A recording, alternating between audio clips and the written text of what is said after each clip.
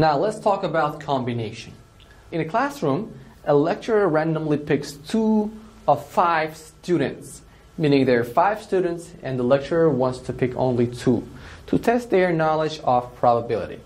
In a group of 5 smart students, how many combinations of 2 students may be selected? The sequence of selection does not matter. Well, let's talk about these 5 people. So there are 5 people in the classroom. Let's call their names A, B, C, D, and E. So he selects only 2 people. That means he can select A and B. That's one outcome. He can select, this is one combination.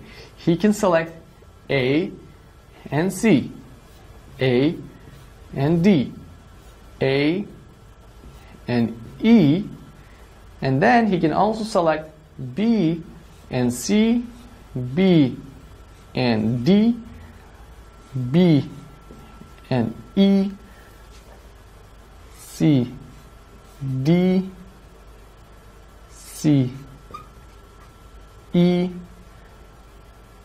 D, E.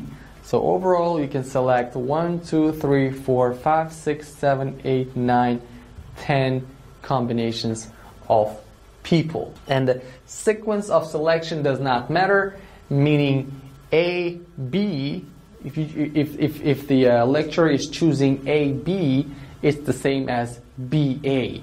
Alright? So the sequence of selection does not matter. You're asked to calculate the number of combinations for choosing 2 people out of 5.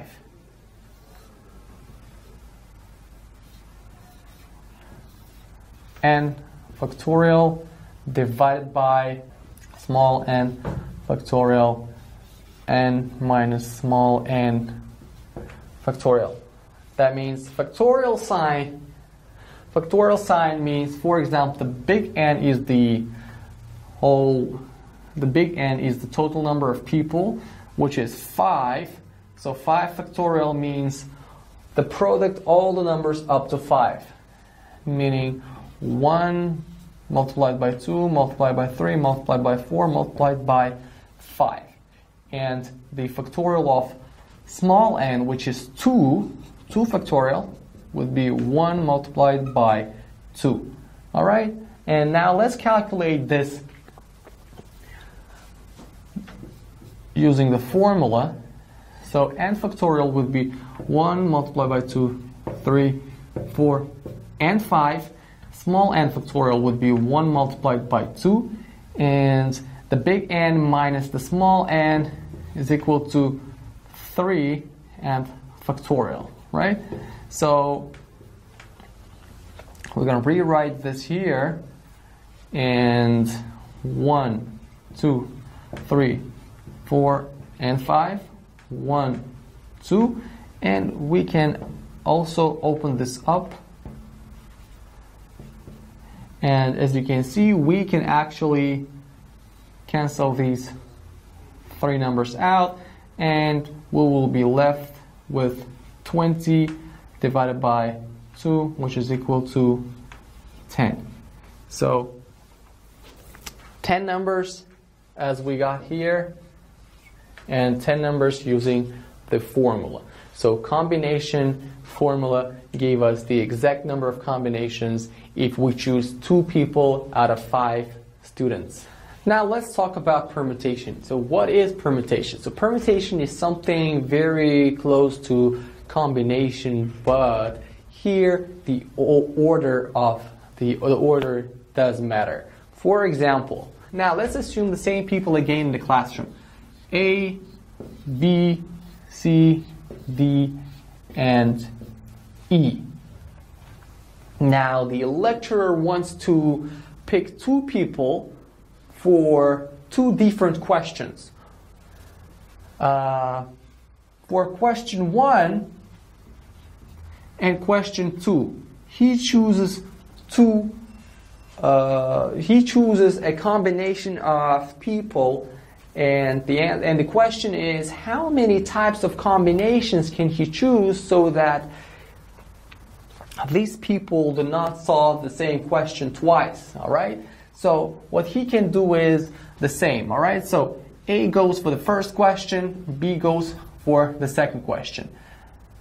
A goes for the first question, C goes for the second question.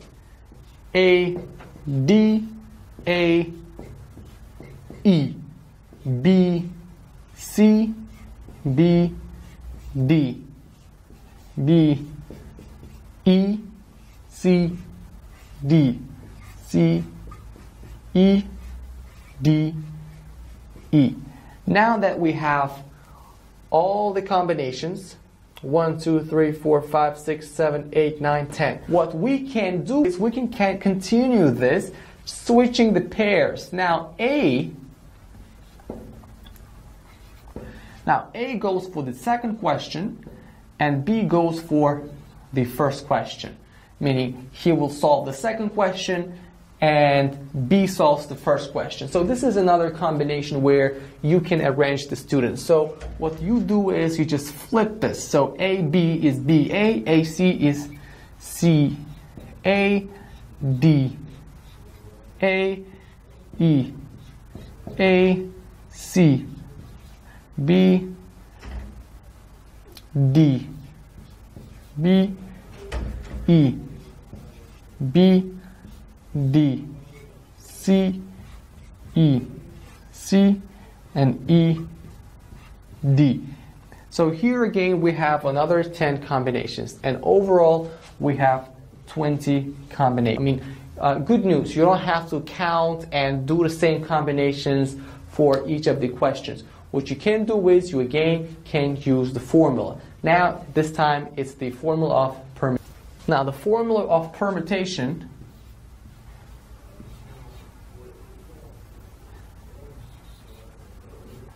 capital N factorial n minus small n factorial. Again, we're going to use 5 instead of a big N and 2 instead of a small n, and we're going to solve this question using the formula. So now 1, 2, 3, 4, and 5. And here we have 3 factorial, which is 1, 2, and 3. We can cancel these 1, 2, 3s, and we're left with 20. The answer is, so the total number of combinations or permutation is 20 in this case, where the order does matter, meaning A, in the previous example, in the combination, A, B was the same as B and A because they were just answering any questions. But here, the order is important, where A is going for the first question and B is going for the second question. And in the second scenario, B is going for the first question and A is going for the second question. So that's why in permutation, you're going to end up with more choice. Now let's talk about operations with events. The first operation with events would be the union sign, meaning A union B will include all the possible answers or outcomes that includes A and A. Intersection B includes all the answers that are common for A and B. A complement, or it can also be written as A apostrophe, where it means you have to find the total number of outcomes, all outcomes but A, or excluding A. So A complement means all the possible answers but excluding. Now let me talk about the question you're going to be asked concerning this sign. Let's say a set or sample set, when you toss when you draw a die, you're gonna get 1, 2, 3, 4, 5, and 6. So these are all possible outcomes when you roll a die. Now let's say set A includes all the even numbers. 2, 4, 6. Now set B includes all of the odd numbers. 1, 5, 3, and 5. Now set C includes 2, 3, and 5. So this is kind of a combination of odd and even numbers in set C. Now what they're asking to do is find the A intersection with C. So what numbers do A and C have in common? So let's look at the set A. It has 2, 4, 6, and set C has 2, 3, 5. So what we have to do is we just have to write common numbers. So the only common number that both sets share is 2. So the answer would be 2. Now you're asked to find A union C, meaning you have to gather all the numbers in set A and set C, meaning it's 2, 3, 4, 5, and 6. All right, so we end up with 5 numbers. Now, you're asked to find A complement C, or A intersection with C. Meaning you have to find the number that both sets share, meaning what are the common numbers in A and C. So 2, 4, 6, 2, 3, 5. So the only number that both sets share is 2. So A intersecting C is 2. And the last one would be C complement. So you have to write down all the numbers possible in the total set but C, meaning you write down all the numbers excluding C. So C excludes 3, 5, 2, 3, 5. That means 1, 4, 6. 1, 4, 6. So C complement includes this number. Now let me show a very similar example graphically using a Venn diagram. So we're going to draw a very large rectangular here, and this is the total set, or all the possible outcomes or numbers we're going to get here. So here we're going to draw set A, and here we're going to draw set B. Now, this area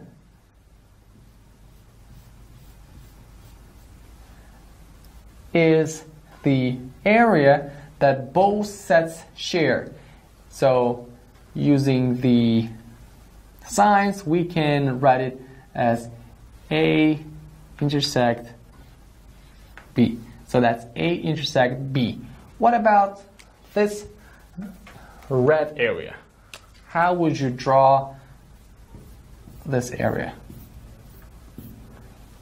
A intersection with B complement, meaning you are adding A.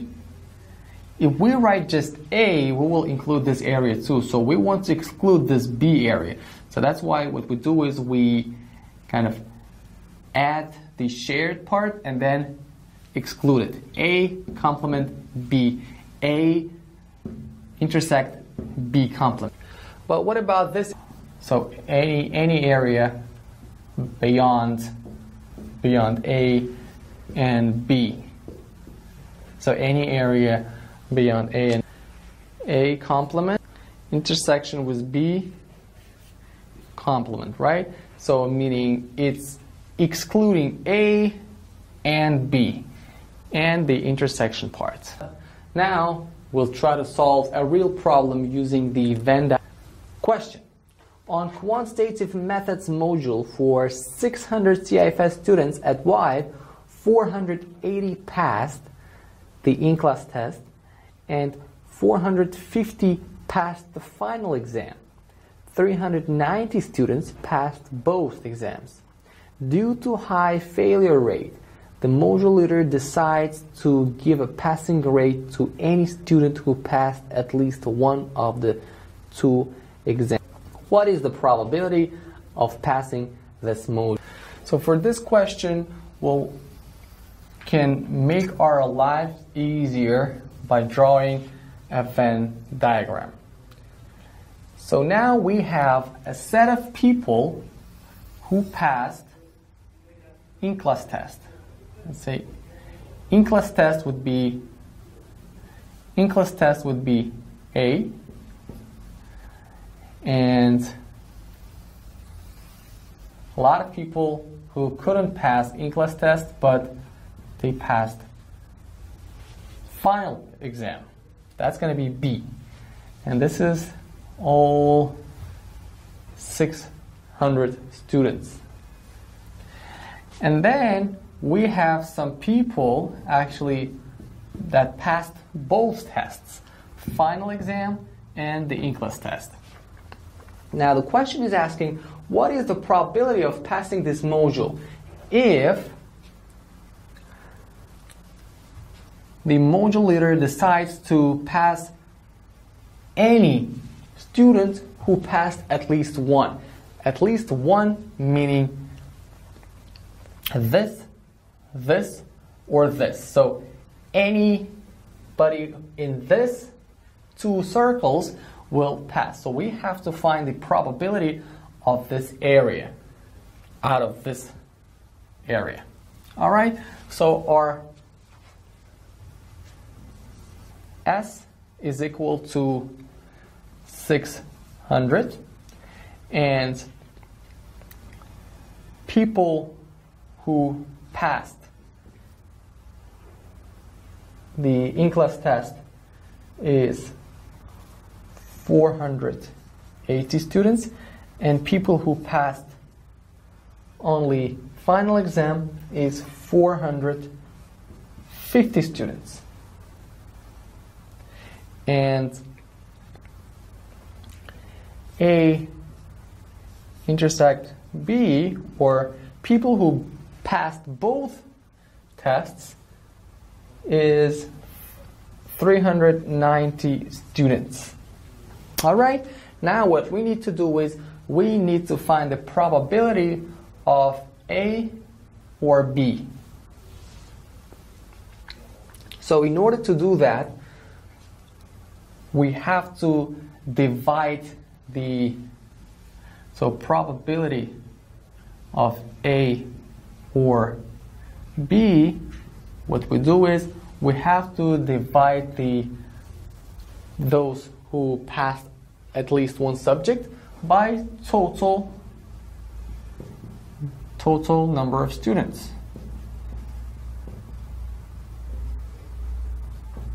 So as you can understand, so this area is the number of students who did not pass any of those tests, right?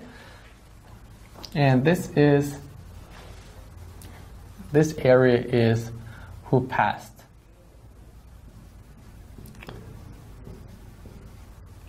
At least one. All right?